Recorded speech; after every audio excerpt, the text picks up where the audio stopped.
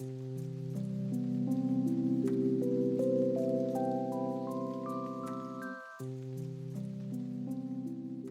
just so happy you guys are here. We have a really important topic tonight on panic attacks. And let me tell you, if you ever ask somebody, okay, if you ever ask anybody if they've ever had an anxiety attack and they say, I'm not sure, I can guarantee you they've never had an anxiety attack. Yes, okay, Massachusetts. And we have hi to everybody. Hi, Bill, who's in upstate New York, and Maureen, who's in Massachusetts, and Joel is in Maryland, and Alicia's on. Hi, Alicia, and she's here in Virginia.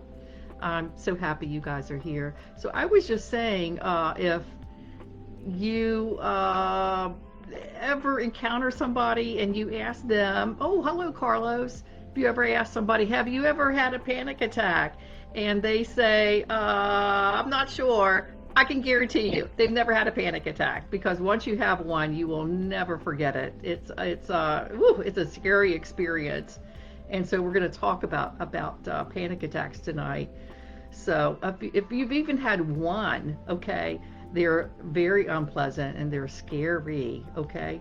And we call panic attacks, believe it or not, we call them the tsunami of anxiety. Why? Because they're just like a tsunami. They come in suddenly, they're like a huge wave, and then they subside. And believe it or not, the average time for a panic attack is from 5 to 20 minutes. They do subside, they really do. But in the midst of it, you feel like it's never going to end, okay? So what I'm going to do tonight is define panic attack. We're going to look at the 4 major components that make up panic attacks. And then I want to give you guys 7 nutraceuticals that really help with reducing anxiety. So bear with me. So anxiety is defined as an episode of intense fear, discomfort that builds suddenly, peaks briefly, and is characterized by a number of physical sensations and frightening cognitions. And again, if you've had a panic attack, you can really relate to that frightening cognitions. The symptoms include palpitations, sweating, trembling or shaking, sensations of shortness of breath, feeling of that you're choking, a chest pain, discomfort in your chest area. You may feel nauseous, some abdominal distress. You may feel dizzy, unsteady, lightheaded, or even faint. And a feeling of derealization. It comes like you just feel like you don't know where you are, what you're doing. You sometimes even can feel like you're outside of your body. Some people experience that. A fear of losing control, and numbness of tingling sensations. So all of that is very unpleasant. So I have permission to talk about somebody named Barbie. Okay, and her name is disguised, of course, but she was 35 when she had her first panic attack. It came within 6 months after her father had a heart attack. And what she found was she got very busy with taking care of her father, took time off from work, and had 3 children. It was very busy, full-time worker, busy lady, but then went back to work. And 2 weeks after she went back to work, she had a panic attack. So what I want you to do is I want you to really listen for what you hear in Barbie's, what I'm going to read about her, and tell me what you think might have kept her in the panic attack phase of her life. Okay, what kept it propelling it? Okay, so she took time off from work, and then 2 weeks after she went back to work, she was feeling the strain of going back to work. And if any of you have ever had to take time off from work, even for vacation, when you go back, there's a good bit of pressure to get caught up on everything, get the news, and if you have work to make up, there's a lot of pressure on that. But she was really feeling that kind of pressure, and she describes it all of a sudden. She describes it that her heart began to pound, she began to sweat. She felt sick on her stomach. She felt sweaty. She felt like she could barely get off of her chair. But she did make it to the bathroom, and she washed off her face and noticed that her hands were trembling, and she was just really, really worried about herself. And she had the thought, I think I've had a heart attack. Okay, so she gathered herself together enough to tell her supervisor that she wasn't feeling well, and she left. And where do you think she went? She went right to the emergency room. Okay, and so within a few hours they took lots of tests, and they determined she in fact didn't have a heart attack. Nothing was wrong with her heart, but she did have a panic attack. And they gave her a couple Ativan and told her to call her doctor, and that's what she did. And guess what? That was 3 years before that event happened 3 years before she saw a therapist. And what happened was she began to be very protective of what she was doing. Okay, she began to be afraid of where she was going to go. She didn't want to be too far from home. Her work was close enough that she ended up going to work and then coming back. And then she was so scared that she ended up having her husband go with her everywhere. Okay, she made sure her Ativan was with her, that she had a bottle of water wherever she went, that she had her cell phone, and she had handkerchiefs, okay, to wipe off her sweat in case she had a panic attack. She even got into taking her pulse, okay, to measure her heart rate to see, what was going on with it and if she was hyperventilating or not. So she did this for a couple years, and then finally, after a couple years, she's like, I've got to do something. And she finally went in to see a doctor. But for 3 years, she really didn't leave the house much, except to go to work. She had her husband do most of the chores for fear of having a panic attack. Really, really affected her life.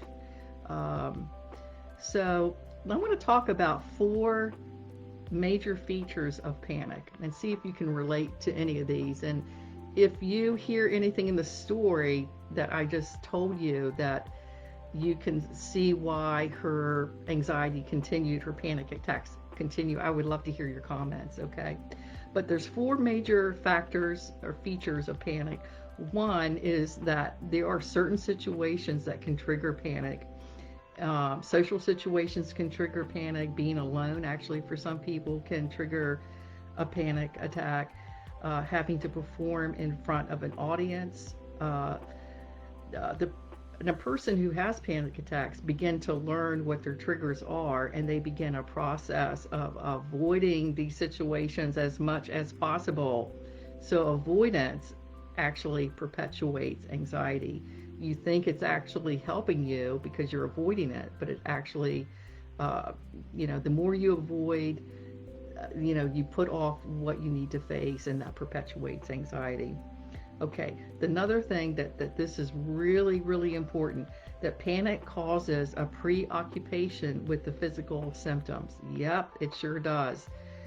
People learn to not only avoid a situation they fear will trigger an attack, but also become preoccupied and frightened of the physical sensations of panic, that they focus on their physical state, monitoring their body for physical feelings throughout the day, and become very frightened of it, okay? So because of Barbie's fear of a heart attack, she became preoccupied with pains, tightness, and pressure around her chest, okay? And she just kept focusing on that. And so she lost confidence in her body's cardiovascular ability to regulate itself. Okay, so what's at the core of this panic is a cognitive distortion that I often talk about in ESAs, which is catastrophizing, absolutely thinking the worst. So what does it sound like in your mind when you're having a panic attack? Here we go. The most catastrophic thoughts of people who have panic are: one, a fear of dying from a heart attack, a fear of suffocating. They think they might even have a brain tumor.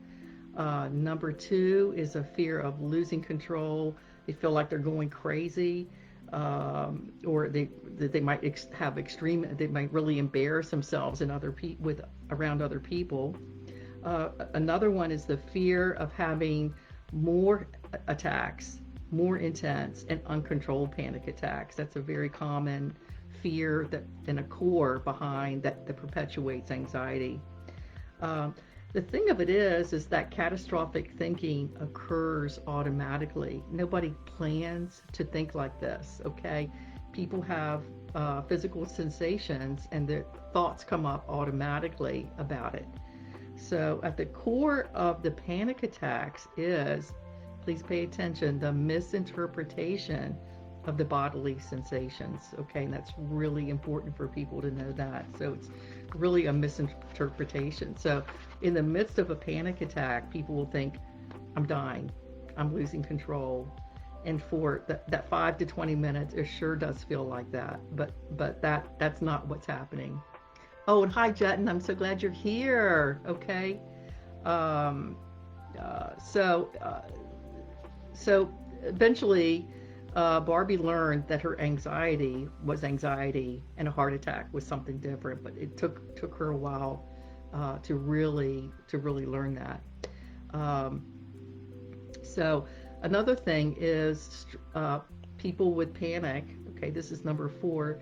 Develop strategies intended to prevent panic begins to take over your life. Okay, and that's huge. Okay, so people begin to develop strategies designed to prevent attacks. Okay, and it involves escape and avoidance and having safety measures.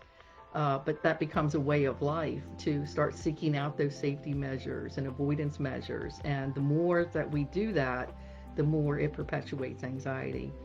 Um, so eventually she learned that she didn't have to always have her husband with her wherever she went, and she began to differentiate between anxiety and other physical sensations in her body, and became more comfortable with that, and more comfortable with stress signals, okay, and identified that they were stress signals. Okay, so actually, and we call this having the fear of being anxious, or we call this the fear of fear. Okay, so what we want to do is we want to write down our catastrophic thinking that is vital to getting past this. What are you worried about? In Barbie's case, you can tell exactly what she was worried about. She was worried so much that she would have a heart attack. What would happen to her in her raising her 3 children?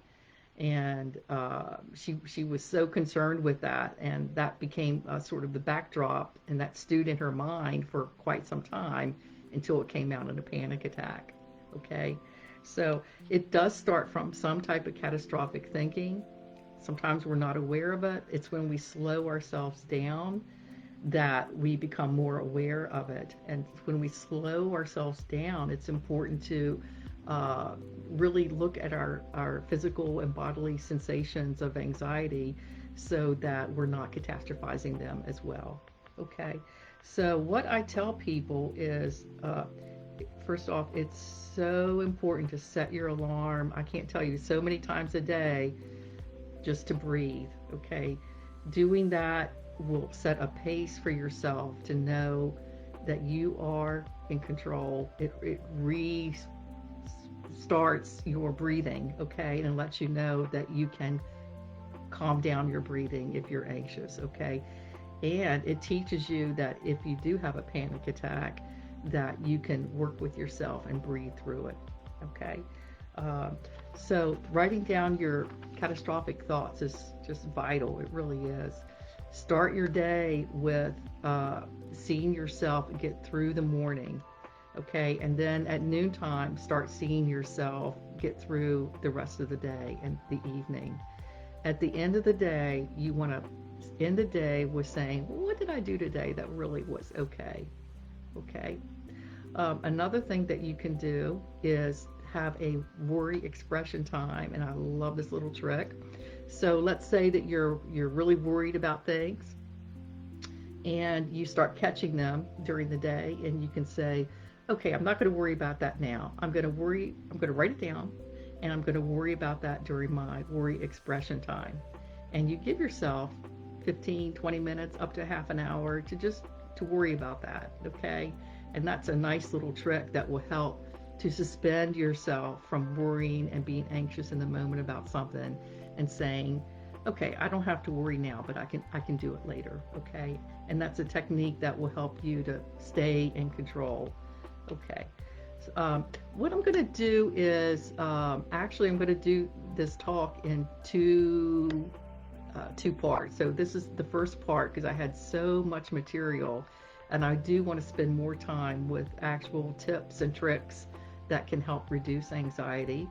But I promised that I would give you the 7 nutraceuticals supplements, okay, that really help to with anxiety, and I have them here, okay, and I wrote them out here on a cardboard or index card so you can write them down.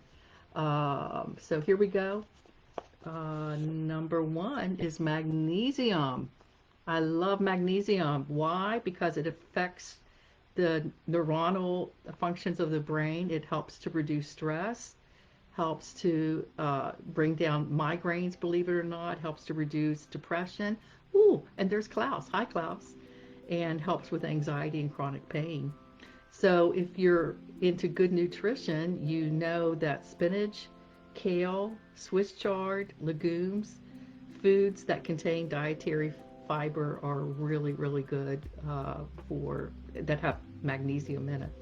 Okay, the second one is GABA. Okay, GABA is gamma amino butyric acid, and it helps for calming the overtaxing brain. Okay, and these are I just want to tell you.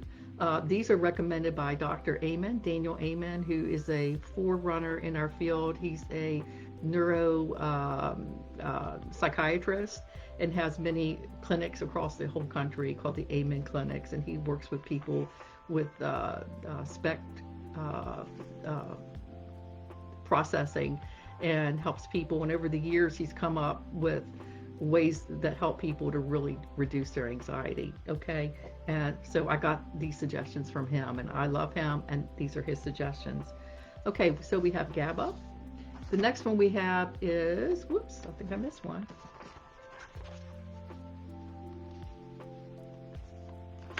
Okay, yes, here it is. It's called saffron, number 3. Believe it or not, it's supposed to boost serotonin, your mood, memory, and sexual function. Okay, so that is saffron. We have a couple more here. We have 5-HTP, okay, which is 5-hydroxytryptophan, okay. It's more easily taken up in the brain than L-tryptophan, which I think everybody's heard of. That's the supplement that's like taking or eating a Thanksgiving meal, you know, of turkey and mashed potatoes, where you just feel like you have to lay down afterwards. But 5-HTP has been proven to be more effective than L-tryptophan. Okay, so here we go to number 5. I'm trying to keep us on schedule. Is L-theanine, and it's L-theanine is an amino acid found in green tea. It crosses the blood-brain barrier and can increase dopamine. So it can also increase GABA and serotonin, and it tends to have a balancing effect on our body. Okay, so I gotta say, I'm not taking all of these, but after reading and doing my research, I'm going to be adding some of these to my own regimen of vitamins and nutrients I'm going to be taking. Next one is omega-3 fatty acids, which help with inflammation, heart disease, depression, anxiety, ADHD, cognitive impairment, and obesity. Okay, and another one is a multivitamin, just a regular multivitamin with all the minerals in it that we need is a help. And I'm going to add one more to it, so it gives us 8 actually. Vitamin D. Vitamin D is our vitamin that is our sunshine vitamin, and a lot of us work inside anymore. Kids play inside, and not enough of us get enough vitamin D, and it really does help with depression. Okay, and so wanted to add that. Um, I am wondering if we have any comments. What I'm going to do next week is I'm going to do a more topic on actual things that actually help and reduce panic disorder. But I think this was a good for tonight. We don't want to do too much. But if you do want to make a comment, appreciate everybody being here, and appreciate your comments. Okay, well, thank you. Thank you for saying that there was great tips. Okay, so, well, I am glad that you came. I'm so glad that you came. I really am. Okay, and thank you, Maureen. We're going to do part 2 next week, and which is going to be more tips on dealing with panic. And I hope you can make it. It's going to be at 7 o'clock again. And text me this week. I just want to remind everybody that these talks are only open to people who join Escape Social Anxiety. So if you have anybody that you know that wants to listen in, please tell them they need to join. Okay? Have a great week, and I hope to talk to you on ESA this week. Okay, bye-bye.